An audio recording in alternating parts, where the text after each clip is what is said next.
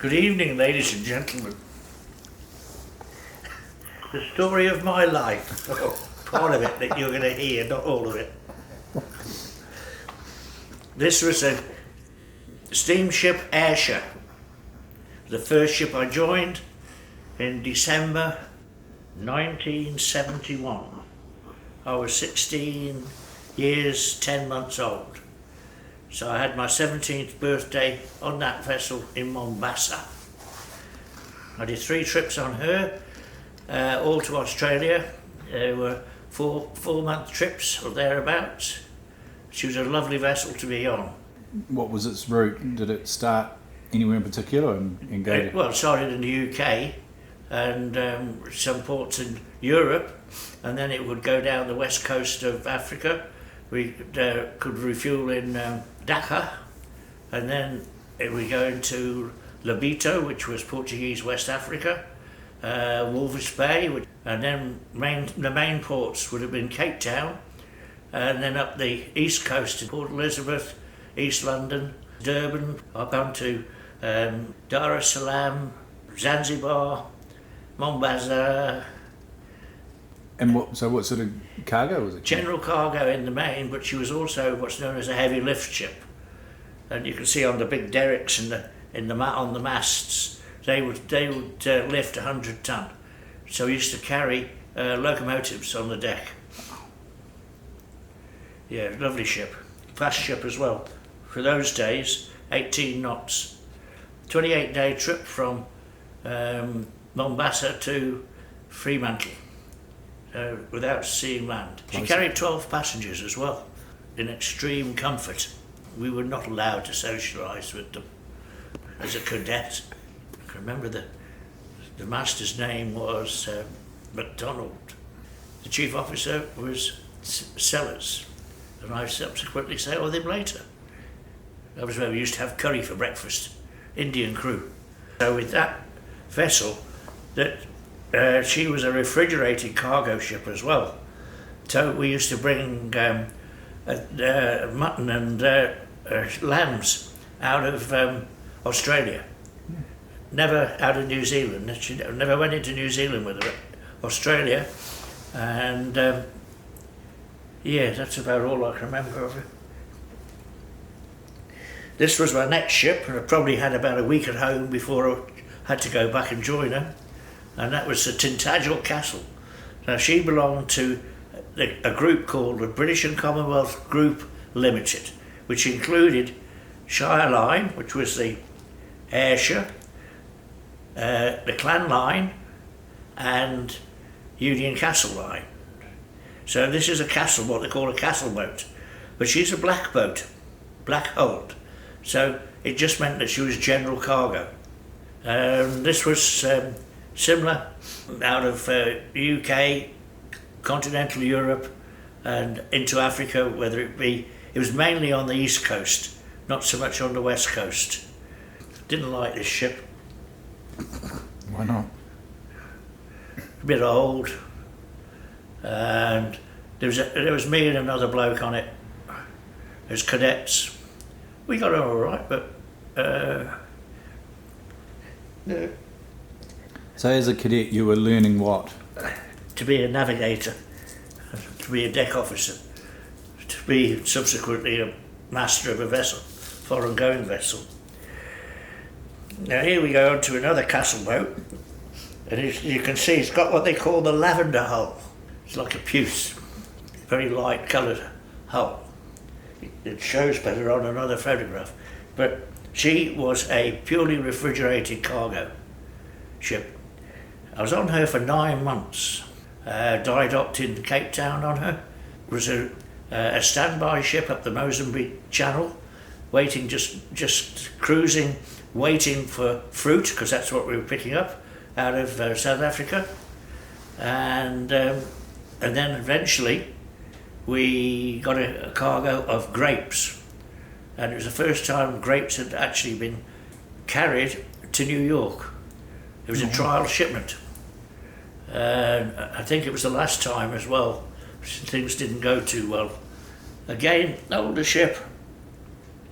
But No, I had some good memories on there, but 9 months as a sole cadet, you weren't allowed to drink in those days on board. Smoking was frowned upon, and you had nobody for company, or very few people. So it was a bit of a hard life.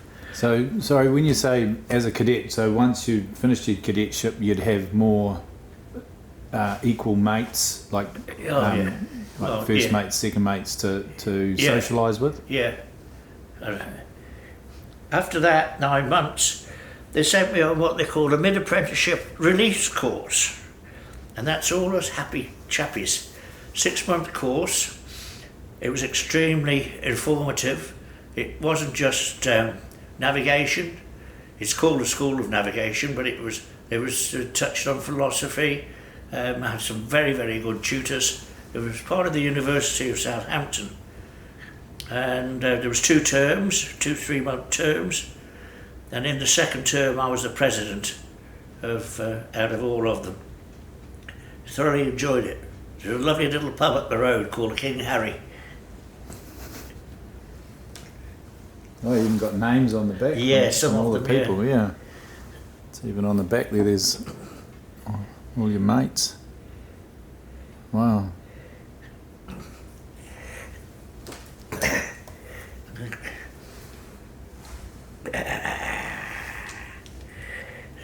This is one of my favourite ships.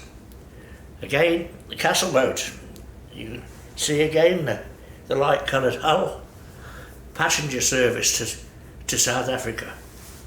They're called a Royal Mail ship because we used to carry not only the Royal Mail, but we used to carry bullion back from actually came from Rhodesia. We loaded it in Durban, gold ingots. There was a famous robbery, in actual fact, of the Cape Town Castle, where the gold bullion was actually stolen from the ship in the Canary Isles. Oh.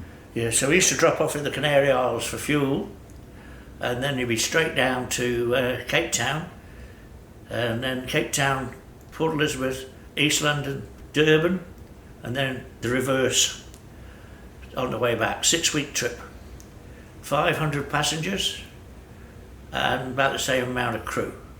Wow. And I was a junior 4th officer on that ship. So you'd finished your cadetship? No. No. Okay. But I got a promotion because of being president of the mid-apprenticeship release course. Just a token, you know. But it was a very good token. When I joined, when I was 17, the pay was £7.10 a month. Okay? That's, I mean, even if you convert that now into, that's only $15 a month into New Zealand.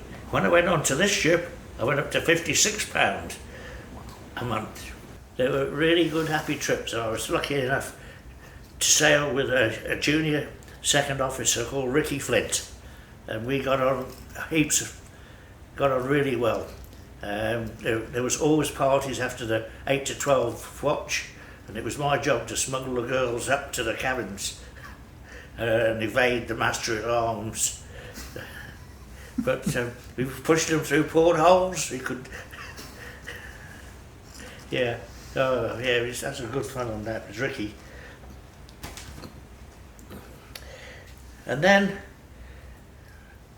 she went to scrap that Athlone after my last trip, so I didn't take it to the scrap yards. Is the only reason you stepped off it was because she was going to scrap?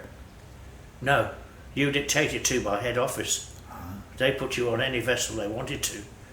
So what we'd do a 6-week trip, and then we'd have a 10-day turnaround in Southampton, and then off again for another trip. Right. Yeah, but the company always had to say which ships you went on. And You could refuse up to 3 ships. Then you had to take whatever they nominated. And who's the company? British and Commonwealth. Kaiser Irvine it was called. Or they were the main directors of it. Yeah. They put me on to the most beautiful ship called the Reina Del Mar. This ship was the first cruise ship to be built. Oh. She had all her holds taken out in Belfast, and converted into cabins. She was over 1,000 passengers, and she was a fun boat. It was a 2-week trip around the Mediterranean, and I did 2 of them, and I don't think I slept at all. I was actually on benzo then, but no, she was a brilliant. And the good thing about Union Castle, and the Reina, well, she was chartered by Union Castle, Reina Del Mar, was that they encouraged their officers to participate with the passengers, in so much as they gave you free dance lessons. Yeah, you were encouraged. In fact, if you didn't mingle with the passengers, you wouldn't get back on a cruise or on a passenger ship. You'd go onto the cargo ships. So it's in my interest to learn to dance, which my mum and dad had already taught me, seeing as they were ballroom champions, and so it's just second nature. So, but she was lovely, beautiful ship. 2 trips. Oh, I came off that Reina Del Mar and went and sat my second mate's ticket, which I was successful. Took it in London down the East End, and that was another marvellous 3 months down there. Yeah, we won't go into that. Come on. So you've gone through your cadetship, and then what's after the cadetship? You were fourth. So, yeah, second mate's ticket. Oh, so that cadetship, then you go for your second mate's ticket. Your cadetship, your second mate's, then your mate's ticket, then your master's. This shows the lavender hull much better. This is another passenger ship on the same run down to Cape Town. Okay, similar to the Athlone. She's a little bit newer than the Athlone.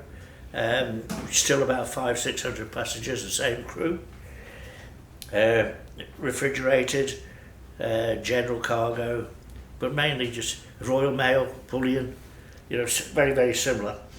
And I did, I think it was only one of those on the Pretoria. Yeah, that's her in, as I put here, in Union Castle colours with the lavender hull. But she had been sold to a South African firm called Saf Marine. And whilst we were in Southampton, when we were alongside, one side of her was painted in Saf Marine colours, which is that's the same ship, but in Saf Marine colours. The idea being that when we got to Cape Town, they would paint the other side. Unfortunately, the weather was so bad in Cape Town that we had to sail up to Durban, where the handover was, with 2 different coloured sides. And Verwoerd was the Prime Minister at the time, who officiated in the handover, and it was my job to open the curtains. So, yeah, it was very, very interesting. But then she was painted afterwards. But so she and the Transvaal Castle, both of them went to Saf Marine. It was the start of the decline of the passenger service from the UK to South Africa. Why was that? No call. The Airlines. So just a one trip on that. This is called the Constance Bowater. And Bowater is a paper manufacturing firm. Again, it was run by British and Commonwealth, based in Newfoundland.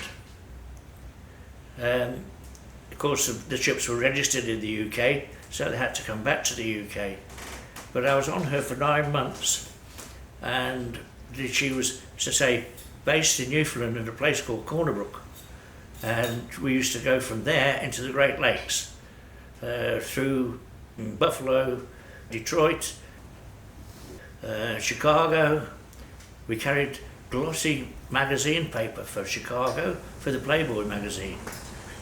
Yeah, and that was bloody hard work, that was, because we had all these locks to go through, and you do your normal 4 on and supposedly 8 off, but then if you were going through the locks, you were up in your 8 hours off going through the locks, and it would take you a good couple of hours to go through a lock. And on the Welland Canal, there's 7 locks. So it was bloody hard work. It was bitterly cold as well. We broke through the ice. We were the second boat to get into the lakes. They called it a golden ore. A shore saddleboat beat us in to Buffalo. It's a great shame because it was quite prestigious to get this golden ore, and they put on celebrations, etc. So anyway, that was a Constance Bowater paper, carried only paper. The Rowallan Castle, again another refrigerated cargo vessel on the South African run. Nothing very special about it, I only did 1 trip on it. And before coming back, I'm going back onto the passenger ships, onto the Edinburgh Castle. Again, similar to the Pretoria, about the same age, 600 passengers and crew.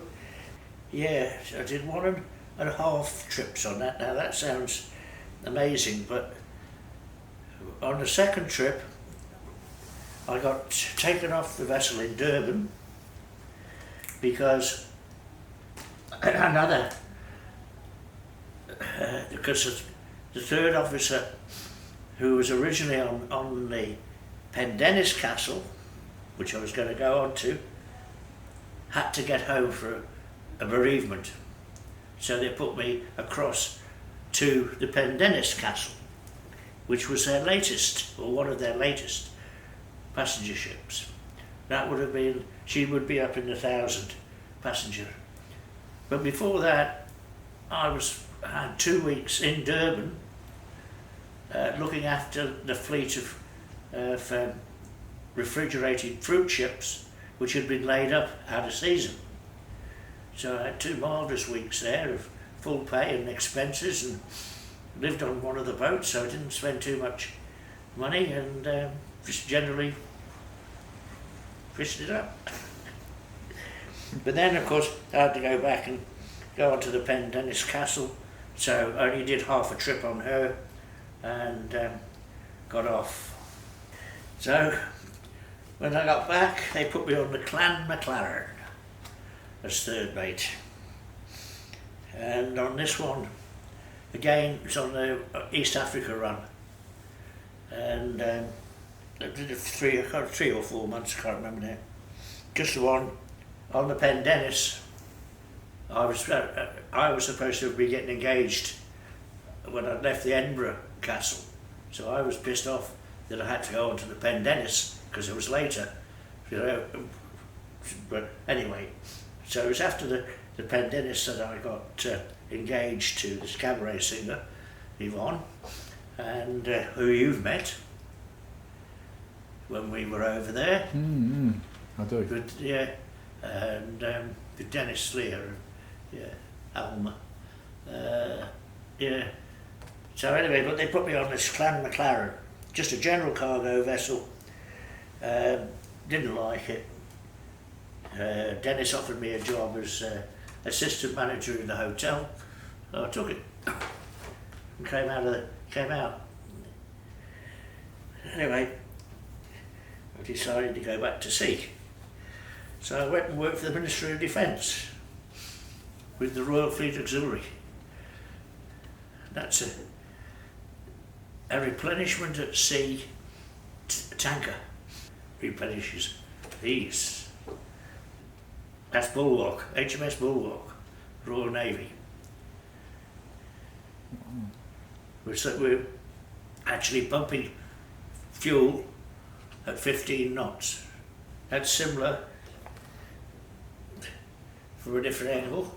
How long did it take for you to refuel a ship? Oh, well, it depended on how much they needed. I mean, they've never let themselves get down to rock bottom. So usually a top-up, so that's what you'd attempted to do. But not only would we do fuel, she carried 2 helicopters as well, the Tidepool. We would transfer personnel if necessary. And also our films came on board with the helicopter. Sorry? Films. But, you know, used to have a little theatre. And the third mate, I was third mate on it, and it was my job to look after the films and show the films in the evening. And you could imagine the amount of times that all the bloody tapes got screwed up. So, well, because you screwed them up, or yeah, because... no, because I screwed them up. Yeah. They get called, come off the reel and all this. And, oh, gee, many of the afternoon I've had to bloody well try and straighten them all out. So there's another photograph of, of replenishment at sea. They call it a RAS. And as I said before, they also carried 2 Wessex 3 helicopters. And, wait a minute, that's not it. That's the Wessex 3, the top one. That's a Sea King, which we carried on the Resource, which is another different vessel. Tidepool, I did only one trip on her. I got paid off in Malta. They couldn't fly, there was a number of us got paid off. So they put us up at the Salima Hotel in Salima, which is part of Malta, for 2 weeks because they couldn't fly us back on Air Command. So we had 2 marvellous weeks at the ratepayers' expense in the Salima Hotel, just right on the beach in Malta. Yeah, because I was going to go for my mate's ticket. That's why I was paying off. When I came off the Tidepool, the tanker, I hadn't got quite enough sea time to allow me to sit for the first mate's ticket. So there was only a small amount of time required. So they put me on a ship called Brown Ranger, based in Portsmouth. And she was what they call a work-up ship for the Royal Navy. She was the one that taught the Royal Navy how to replenish at sea. She went out on exercises. So we were alongside every night, and the Royal Navy doesn't work at the weekends either. So that meant we didn't work either. So it was a real doddle of a ship, Brown Ranger, yeah. So then I sat my mate's ticket. I sat it in Portsmouth, no, in Plymouth, me and Bob Miles. The ship that they got to put me on, the Hebe, was not in port at the time, so they put me on the Fort Langley as an extra. The Fort Langley, as you can see, is quite an older looking vessel. In fact, she was used to carry Polaris missiles from the States up into the blocks for the use by the Royal Navy. So she was fitted out most unconventionally with tubes that the missiles sat in. No cargo, just these missiles, Fort Langley. So I was on there for a very short place of time, didn't like it. So they put me on the Hebe. I went in there as second mate. And this was the run through to Singapore. Stopped off St Helena, stopped off at one of the most beautiful places I've ever been to, Diego Garcia, in the Indian Ocean. In those days it was manned by Americans, but it was a joint effort between Britain and America as a spy station. I don't really know the reason why we went in there. I think we had to drop something off. Must have run out of something, I don't know. Anyway, beautiful, pristine, oh, yeah, absolutely beautiful. But we were only there for a day. Then on to Singapore. We were in Singapore for quite a while, unloading the stores and loading up. When you work for the Ministry of Defence, there's no rush. Tomorrow will do, or it's only taxpayers' money. That was the impression you got, What year are you there now? 69 through 70. That was a Hebe. Then I came back off Hebe and they put me as junior second officer on an ammunition ship, which is called the Resource. And I was on there for about 4 months, I think. Did a lot of Mediterranean work and Atlantic work. Again, transferring ammunition between this ship and Royal Navy ships. She was a solid built vessel. The only thing wrong with her, or wrong with the routine was because she was an ammunition ship, we weren't allowed to go alongside. So it always meant you were anchored out in the stream and you had to come backwards and forwards in a tender. And because we were an ammunition ship, we were at anchor, we had to stand anchor watches, and there were 16 hours. It wasn't just the anchor, you know, for shifting, we had to guard the gangplank as well, because unauthorised persons weren't allowed on board. That pissed me off, that did. 16 hours. October, was it May to October, so a bit longer than I thought.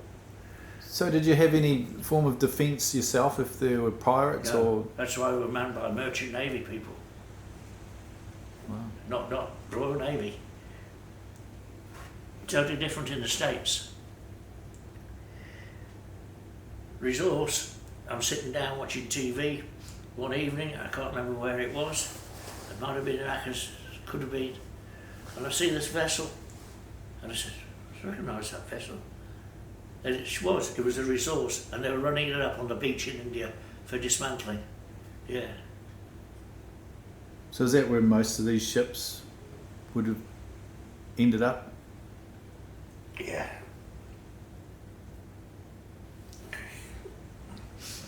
So I left after that. That was 2 years with RFA, Royal Fleet Auxiliary.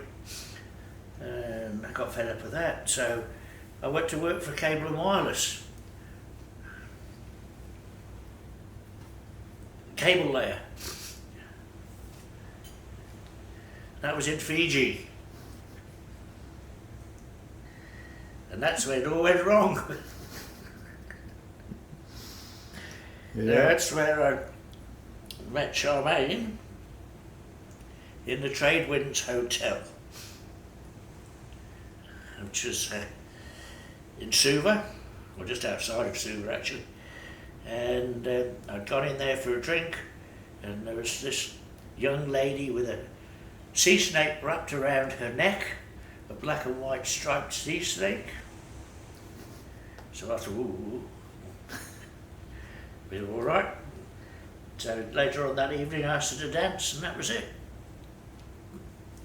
So tell us a bit about the cable laying ship. Oh, I got fed up with that. But what does it do? Never went anywhere. I was stuck in Suva 3 months. And in the end, I said, look, I don't want any more of this. And by that time, Charmaine's father, Gordon, wanted a navigator.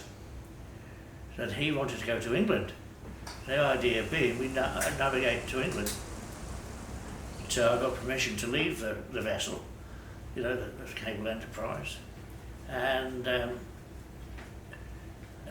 we only got as far as the New Hebrides, which is a couple of days away, you know, but it was never the intent.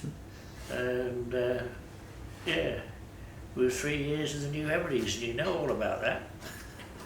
Finally. No, that's the one I've got in Makora. You want to talk about Makora? Nah, not particularly. Okay.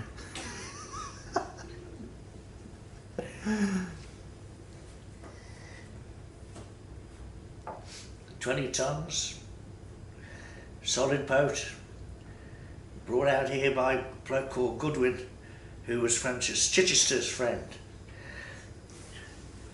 And strangely enough, we ended up in Akatarawa with land which was owned by Goodwin. Yeah, and further down were Plymouth Flats, which was another one of the cohort of Chichester. Wow. Yep, that was our family boat. It was a syndicate boat in actual fact, 10 of us in there. Worked very, very well to start with, and we enjoyed many a cruise across to the Marlborough Sounds in it. Yeah, it's a Hereford, not a Hereford, Hereford, 28 footer. Cooked straight. It can be vicious at times, and it used to take us quite a little while to get across there. I can't quote at present how many miles, it's got to be at least 18. But we did get caught out a couple of times whereby the weather was so bad that we couldn't get back. And but she was a good little boat.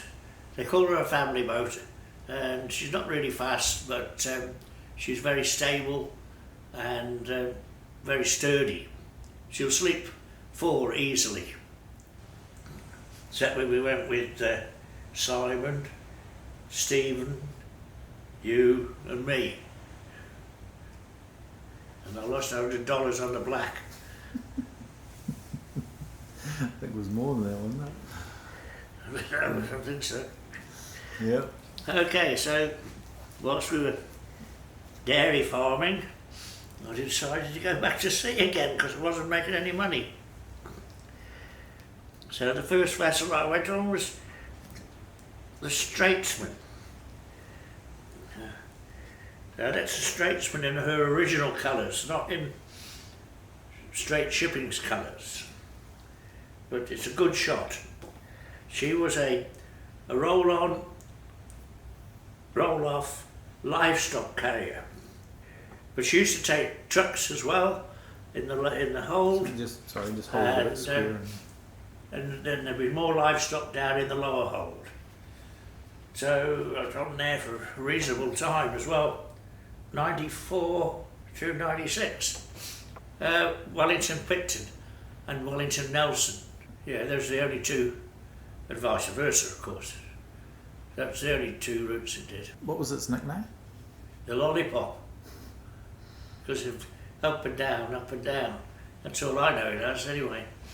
But there was only the master, the mate, and the second mate on there. I was the second mate to start off with. And then we had, of course, stockmen on board and a handful of crew. Very limited.